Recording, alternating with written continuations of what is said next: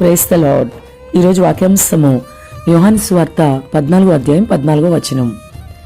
నా నామమున, యేసు నామమున మీరు నన్నేమి అడిగినను నేను చేతును. ఆమేన్, హల్లెలూయా. ప్రభు ఈ వాక్య భాగం నుండి ఈరోజు మనతో ఏం మాట్లాడుతున్నారు, మనల్ని ఎలా ధైర్యపరుస్తున్నారు అనేది మనం చూద్దాం. యేసు ప్రభు వారు స్వయంగా చెప్తున్నారు కదా, నా నామమున అనగా యేసు నామమున మీరు నన్నేమి అడిగినను నేను చేస్తాను. నిజంగా ఈ వాక్య భాగం వింటుంటే ఎంతో సంతోషం అన్నమాట. ఎందుకంటే ప్రభు నామంలో మనం అడిగినప్పుడు ఆయన కార్యం చేసే దేవుడిగా ఉన్నాడు, విజయం ఇచ్చే దేవుడిగా ఉన్నాడు. కాబట్టి ప్రియమిత్రమా, ఈరోజు నువ్వు ఎవరి నామాన్ని బట్టి అడుగుతున్నావో అదంతా మార్చుకుని యేసు నామాన్ని బట్టి అడుగు. ఆయన నామంలో ఉన్న శక్తిని బట్టి ఆయన తప్పకుండా నీకేది కావాలంటే అది అనుగ్రహిస్తాడు. మనుషుల యొద్దకు వెళ్తే మనుషుల మాటలు మరి కేవలం నీటి మీద మూటలు వంటివి.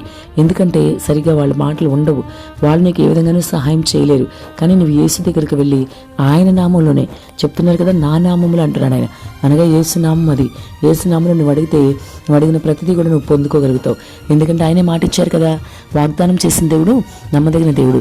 కాబట్టి వింటున్న సహోదరి సహోదరుడా, నువ్వు ఈరోజు ఏది అడగాలనుకుంటున్నావో, ఏ విషయంలో ప్రార్థిస్తున్నావో, ఏది ప్రభు దగ్గర నుంచి అడిగి విజయం పొందుకోవాలనుకుంటున్నావో ప్రతి విషయం కూడా ధైర్యం కలిగి అడుగు.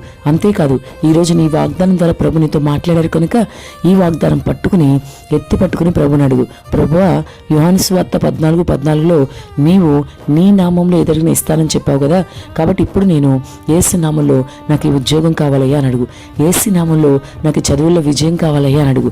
యేసు నామంలో నా వ్యాపారం అభివృద్ధి చెందాలయ్యా అని అడుగు. యేసు నామంలో నేను ఆత్మీయంగా అభివృద్ధి పొందాలయ్యా అని అడుగు. యేసు నామంలో నేను పరిశుద్ధాత్మతో నింపబడాలి, వరములతో ఫలములతో నింపబడాలయ్యా అని అడుగు. యేసు నామంలో గొప్ప రక్షణకి కొనసాగింపుగా పరలోకం కావాలని అడుగు.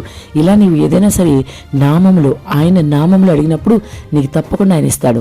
అన్ని నామముల కన్నా పైనామం కదా యేసు నామం. ఆ నామంలో నువ్వు అడిగినప్పుడు నీకు ఖచ్చితంగా ఆయన సహాయం చేస్తాడు. కాబట్టి ధైర్యం కలిగి ఉండు.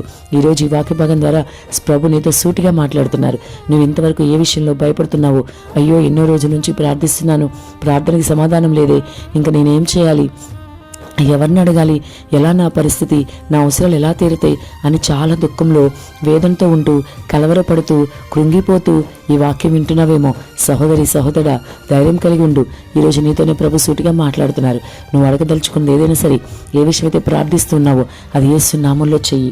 ఆ నామంలో ఉన్న శక్తిని బట్టి నీకు కార్యం జరిగిపోతుంది. అందులో ఏ సందేహం లేదు. యేసు నామము అన్ని నామముల కన్నా పైనామం. ఆ నామంలో దురాత్మ శక్తులు అన్నీ కూడా వెళ్ళిపోతాయి అన్నమాట. ఆ నామంలో రక్షణ ఉంటుంది, గొప్ప రక్షణ. అందుకే భక్తులు ఆ పాట పాడతారు కదా, యేసయ్య నామములో గొప్ప శక్తి ఉందని. అంతేకాకుండా యేసు నామములో దురాత్మలను పాలదోలే శక్తి కలిగినది యేసయ్య నామం అని చెప్తూ ఉంటాడు. దురాత్మలే కాదు, ఏదైనా ఇస్తారనమాట ఆయన. మనం ఏది కావాలంటే అది ఇచ్చే దేవుడు. కాబట్టి ఈరోజు నువ్వు రక్షణ లేని వ్యక్తి అయితే రక్షణ కోరుకో. అలాగే ఈ లోకానికి సంబంధించి నీకు ఏదైనా ఆశీర్వాదాలు, భౌతికమైన ఆశీర్వాదాలు కావాలంటే దేవుడిని అడుగు.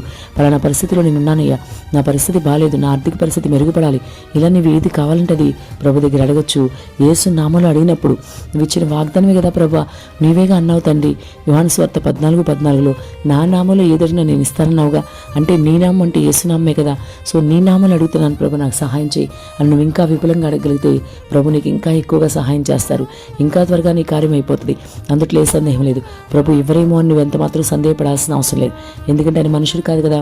మనుషులైతే నువ్వు చెప్పినవన్నీ వింటారు కానీ నీకు అది సహాయం చేయలేకపోతారు. కానీ యేసు నామంలో నువ్వు అడిగినప్పుడు నీకు తప్పకుండా సహాయం లభిస్తుంది. నీకు ఏది కావాలన్నా కూడా ఆయన నామంలో నువ్వు అడుగుతావు కాబట్టి ఆయన తప్పకుండా నీకు ఇచ్చే దేవుడిగా ఉన్నాడు. అన్నిటికీ మించి పరలోకం కావాలి, మొదటగా అది అడుగు దేవుణ్ణి. అయ్యా నీ నామంలో నాకు పరలోకం కావాలని అడుగు. ఆత్మీయంగా అభివృద్ధి చెందాలి, నువ్వు ఆత్మీయ అభివృద్ధి కావాలని అడుగు. తర్వాత శారీరకమైన మరి ఆశీర్వాదాలన్నీ కూడా వరుసగా నీ ఒకదాని వెంట ఒకటి అవే వస్తాయి. నువ్వు ఆత్మీయంగా బలపడినప్పుడు శారీరక బలహీనత నుంచి విడుదలిచ్చి శారీరక ఆశీర్వాదాలు కూడా ఆయన ఇస్తాడు నీకు. కాబట్టి తప్పకుండా ఆయన నామంలో శక్తి, బలం, ఆరోగ్యం ఉంది. కాబట్టి ఆయన నామాన్ని స్మరించు. నిత్యము యేసునామ స్మరణలో గొప్ప శక్తి దాగి ఉంది. కాబట్టి నువ్వు ఏ పనిలో ఉన్నా సరే, ఏ బలహీనంగా ఉన్నా సరే యేసునామాన్ని స్మరించు. యేసునామాన్ని స్మరించడంతోటి నీ బలహీనతలు దేవుడు కొట్టివేస్తాడు. అంతేకాకుండా నీకు మంచి ఆరోగ్యం ఇస్తాడు దేవుడు. ఇది నువ్వు నమ్మగలిగితే తప్పకుండా ఇప్పటి నుంచే ప్రార్థించడం మొదలుపెట్టు. యేసు నామంలో అడుగు. ఒకవేళ నీ ప్రార్థనలు ఇంతవరకు ఎక్కడ యేసు నామంలో అడగలేదేమో, ఇప్పుడు అడుగు. ప్రభు నీతో మాట్లాడుతున్నారు కదా, యేసు నామంలో నాకు ఇది కావాలి అని అడుగు. తప్పకుండా నీకు ఇస్తాడు దేవుడు. ఆయన దగ్గర అడిగి పొందుకోవాలి మనం. అంతేకాకుండా ఆయన నామాన్ని కనబరుస్తూ ఆయన సాక్షిగా మనం నిలబడాలి. కాబట్టి ప్రియ మిత్రమా, ఈ రోజుకైనా మారి నువ్వు ఆయన నామంలో నువ్వు ఏదడిగినా నీకు తప్పకుండా ఇస్తాడని నమ్మి విశ్వాసంతో ఆత్మీయ జీవితంలో ముందుకు సాగిపో. అట్టి కృప ప్రభు దయచేయును గాక. ఆమేన్.